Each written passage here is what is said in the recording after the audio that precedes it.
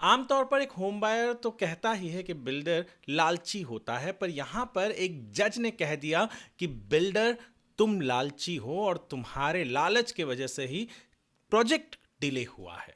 जी हां, क्यों कहा एक जज ने एक बिल्डर को लालची, और क्या है ये पूरा का पूरा माजरा, जानने के लिए बने रहिए हमारे साथ इस वीडियो के अंत तक। नमस्कार, मैं हूं वरुण सिंह और आप देख रहे हैं स्क्वायर फीट इंडिया।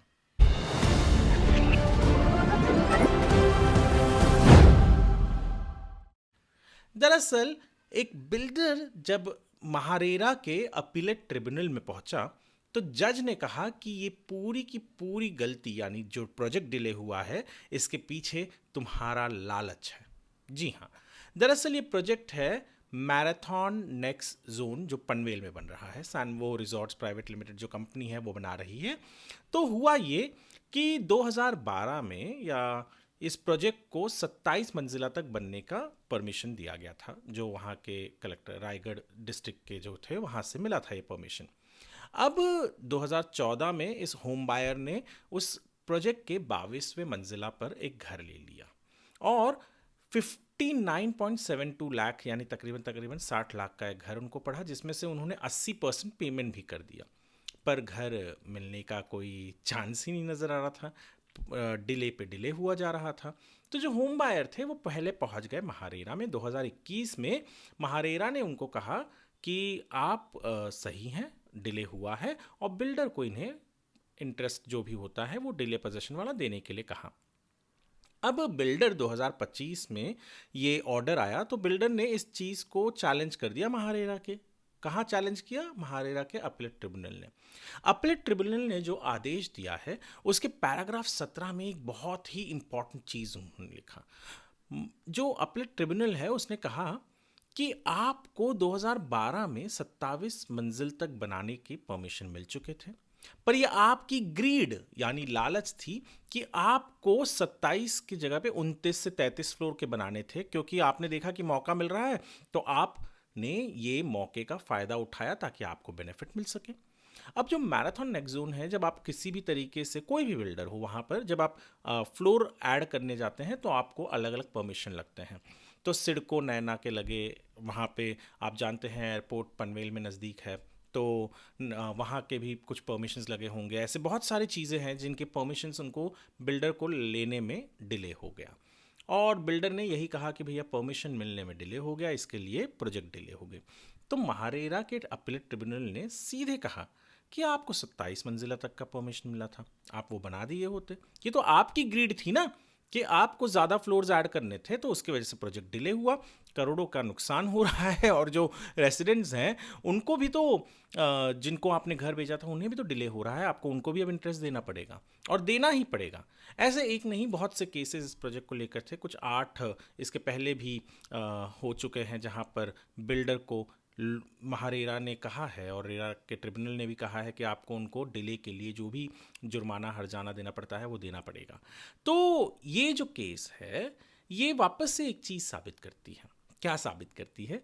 कि बिल्डर जब भी कोई भी अप्रूवल परमिशन की जहाँ पे बात होती है तो हमेशा देखता है कि उसको कितना फ़ायदा हो सके, और उस फायदे के चलते कई बार वो ऐसी गलतियां कर देता है, जानबूझकर करता है या नासमझी में करता है, कि होम बायर्स को तकलीफ हो जाए। तो ये भी वही एक केस है कि जहां होम बायर्स ने पैसे दे दिए, 80% तक पेमेंट करने के बावजूद भी उन्हें घर नहीं मिल रहा था। तो वो करे क्या? ये जो डिले है 8 साल का, यहाँ पर इसके पीछे जिम्मेदार कौन है? तो जज ने बिल्कुल सही कहा कि अगर आपको जितना परमिशन पहले मिला था 2012 में, आपने उतना ही कर दिया होता और उसके बाद में जो भी था करना था तो करते, घर तो दे देते लोगों को। पर आप अपने फ्लोर ऐड करने के चक्कर में, अपने लालच के चक्कर में, ताकि प्रॉफिट और मिले, आपने सब कुछ बिगाड़ दिया, डिले करते गए। और बहुत से बिल्डर्स ऐसे करते हैं, अधिकांश बिल्डर्स ऐसे करते हैं। जब भी उनको नज़र आता है कि चलिए और 2 फ्लोर जोड़ सकते हैं, उनके जो आर्किटेक्ट्स होते हैं वो कहते हैं हाँ चलो चलो चलो चलो, और 2-3 फ्लोर जोड़ देंगे, पैसा आ जाएगा और घर बिक जाएंगे। पर ये नहीं सोचते इस केसेस में कि उन होम बायर्स का क्या होगा जिन्होंने कब से आपको पैसा देकर रखा है, उनको घर कब मिलेगा। तो ज़रूरी है कि यहाँ पर अकाउंटेबिलिटी आए, बिल्डर्स के लिए भी अकाउंटेबिलिटी आए, कि जितना सीसी अगर उनको मिला है, जितने फ्लोर्स का मतलब शायद मैं मेरे पे ब्रैकेट से आगे चलकर बोल रहा हूँ इस चीज़ को। पर अगर बिल्डर को एक सीसी मिला है और उसने 27 फ्लोर का उदाहरण तौर पर जैसे यहाँ है मिला है, और उसने लोगों को घर बेच दिया है 22, 23, 24, 27 फ्लोर तक का, तो ये देखा जाए कि सीसी को रिवाइज करके उसे और फ्लोर ऐड करने से पहले जो भी अथॉरिटी है, जो भी प्लानिंग अथॉरिटी है, वो ये कहे कि जितना ओरिजिनल सीसी मिला था आप उतना पहले बना लीजिए।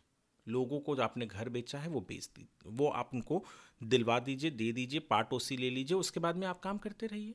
ऐसा तो कहीं नहीं है कि आप पार्ट ओसी लिए बिना, बहुत सारे बिल्डर्स कितने सारे जगह ऐसे जहाँ पे बिल्डर्स पार्ट ऑक्यूपेंसी सर्टिफिकेट ले लेते हैं, लोग रहने चले जाते हैं, उसके बाद में कंस्ट्रक्शन होता है। तो इसके लिए सब लोगों को क्यों, बिल्डर के लालच के लिए इतने सारे होम बायर्स क्यों फंसे यार? ये तो कहीं पर भी वाजिब नहीं है और ना ही होना चाहिए। अगर ऐसा नहीं होता है तो मुझे लगता है कि कोई भी कानून ले आओ, होम बायर्स हमेशा परेशान ही रहेगा। और इस ऑर्डर को हमने हमारे वेबसाइट squarefeetindia.com पर एक आर्टिकल के रूप में अपलोड किया हुआ है, आप पढ़िए, डिटेल में जाइए, क्योंकि एक होम बायर के लिए ये ऐसी छोटी छोटी चीज़ें बहुत मायने रखती हैं। ये भले आपको छोटी लग रही हो, पर क्योंकि हमें एक होम बायर या 8 होम बायर दिख रहे हैं, बट एक होम बायर भी अपनी ज़िंदगी भर की जमा पूंजी लगा देता है, उसके अलावा उसके पास ज़्यादा कुछ बचता नहीं है। तो ये इस तरीके के आर्टिकल्स को आपको पढ़ना चाहिए। हम रोज़ हमारे वेबसाइट squarefeetindia.com पर अपलोड करते हैं और आप इन्फॉर्म रहे, क्योंकि आज के दिन में, आज की तारीख में इन्फॉर्मेशन ही किंग है, और इन्फॉर्मेशन है तो आप किसी को भी किसी भी चीज़ को काउंटर कर सकते हैं, बच भी सकते हैं। ये वीडियो हमने squarefeetindia.com के लिए बनाया है। स्क्वायर फिट इंडिया हमारा ये यूट्यूब पे चैनल है, और भी सारे प्लेटफॉर्म्स पर, इंस्टाग्राम पर भी स्क्वायर फिट इंडिया नाम से ही है, ट्विटर पर, एक्स पर भी है और फेसबुक पर भी है। आप ज़रूर फॉलो और सब्सक्राइब करें।